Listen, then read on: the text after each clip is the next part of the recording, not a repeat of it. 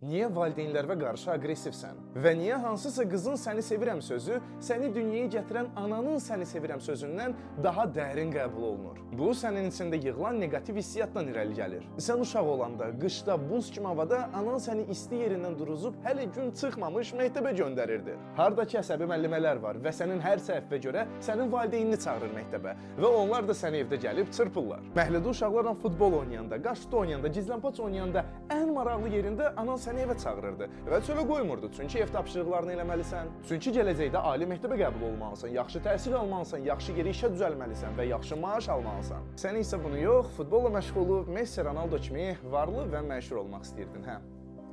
Atan isə səni cüdoya yazdırdı, sabahlar əsgərdə səni çırpmasınlar deyəm. Bunların heç biri sənin xoşuna gəlmirdi, çünki sən valideynimin şəxsi mülkü idin. Böyüyəndən sonra isə biraz aralanırsan və başa düşürsən ki, sən artıq azad insansan və istədiyin hər şeyi eləyə bilərsən. Geriyə qayıtmaq istəmirsən, lakin keçmişə baxanda başa düşürsən ki, səni yetişdirən insanlar səni şəxsiyyət kimi formalaşdırıb və həyat təcrübəsi veriblər. Çünki valideyn tərəfindən sıxılmayan insanlar əsasən böyüyəndə heç nəyə nail olmurlar. Onlar elə həmin azadlıqda ilişib qalıblar. Fakt ondadır ki, uğurlu insanların əksəriyyəti məhz qəddar və disiplinli ailədə böyüyüblər. Yəni şikayət eləmə, sənin keçmişdə aldığın bütün travmalar əslində travma deyil. Bu bir həyat təcrübəsidir. Səni böyük həyata hazırlaşdırıblar. Yəni valideynlərinizə qarşı aqressiv olmayın və onları nədəsə günahlandırmayın. Onların sizə etdiyi hər bir şey sizi gələcək həyatdakı qarşılaşacağınız çətinliklərə qalib gəlməkdən ötürüdür.